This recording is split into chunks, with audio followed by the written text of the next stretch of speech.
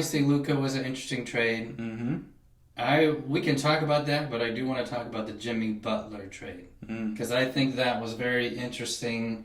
It was very clear, we've talked about it before, that he was ready to find his way out of the Miami Heat. It was not good.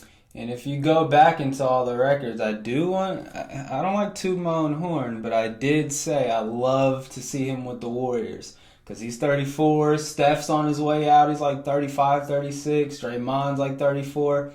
So I think in the beginning, who's all the teams? They were talking about the Warriors, they were talking about the Suns. Suns were in there, yeah. They were talking about, there was one other team. No, the Mavericks too, but that was before the whole Luka thing, so we were thinking maybe they would. But I was always liking Golden State. I figured that's where he was going to go. It's a great fit. It's somebody that they need over there. But we'll talk about it. I don't want to get too much into it. To say to that, he said he didn't want to go there because he didn't want to necessarily sign a long-term contract with them. Yeah. So I think that's why people started ruling them out, because then it's like, well, he doesn't have any really desire to go there. And then all of a sudden, they make the trade happen. Yeah. So kind of confusing maybe with the wording. Maybe he just doesn't see himself there long term. Not really sure what he meant by this whole not signing a long-term contract thing, but just interesting. I just wanted to look at here's some just quick statistics. His first 4 games with the Warriors, he averaged 21.7 rebounds, 5 assists, and 1 steal. Before, when he was on the Heat, he was averaging 17. Yeah. So he goes on to a team where he's probably not the dominant, I wouldn't say dominant, probably not the number one player that they look at to go to. And he's already upping his points. He's doing, I think, a fairly good job of getting involved with a team that he's not real familiar with. He's been able to adjust pretty quickly. And it's always the question of, you make a trade like this because the hope is that takes you to the playoffs and gets you a championship run. And that's really where the question stops for me, because now it's, well, is it good enough? Yeah, I mean, I would say, in which I know at some point in this podcast we're going to talk about it, there is another, like at least 2 other contenders over in the West that they're going to have to overcome. But just on your point of his performance over with the Heat, you know, when Jimmy Butler is the go-to guy, if he's like the star of the show over there, I necessarily don't think in his entire career that's ever been a role that, like, he should be in. He's able to fill in the shoes. I mean, we saw the Jimmy clutch moments of the playoffs where he did just take over. Like, he's capable of doing it. But I think his time over with the Warriors is just showing kind of like how I think it's going to happen over with the Lakers too, where if you push him to an off-ball dude, and what Jimmy Butler came into the league with, his specialty, what it's always been, has been defense. Defense, running the court, he hasn't necessarily been a great shooter, but he can knock them down. Yeah. But really just cutting, making the smart plays, making the hustle plays.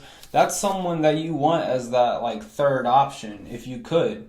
And if you have him as a third option, I mean, the first person that comes to mind with me is Kawhi Leonard whenever he played with the Spurs. You know, you had a Manu Ginobili, you had a Tony Parker, you had, obviously, the paint was outstanding too, but having Kawhi on that wing who could just focus on locking down people, hitting the shots when he needs to hit it, you know, I think there honestly is something too.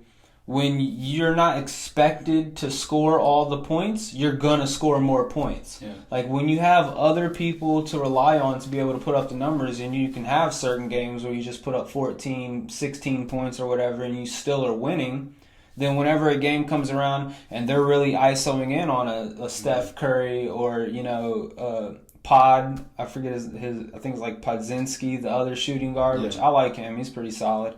But whenever you're focusing on those players, then that opens up more room for you to be open and actually be able to score instead of trying to force shots. No, I think it's a great point to say that when you're not the one that's being required to be, like, you got to go in and make something happen. Yeah. He feels like, I'm going to assume so, and I think Steve Kerr would be a good person to play for, who has the quality and the personality like Jimmy Butler does, to where he just kind of lets them do what they want to do, and doesn't really get in his face and doesn't really I'll give you that. chime too much.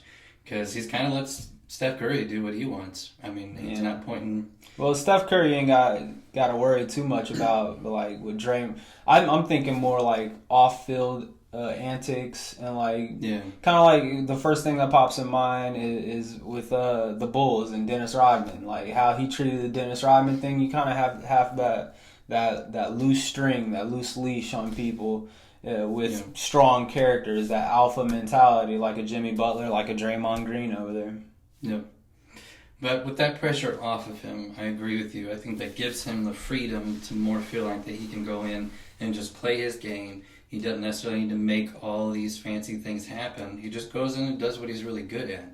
Yeah. And this is an interesting piece for the Warriors because I feel like I look at their record and they could move. They're, I think, in 9th spot or 10th spot right now. They can move into the 6th spot in a matter of games because everything is so tight within those teams right now. But they do have a long road and quite a bit of a mountain to climb because they've got some teams ahead of them that are pretty good.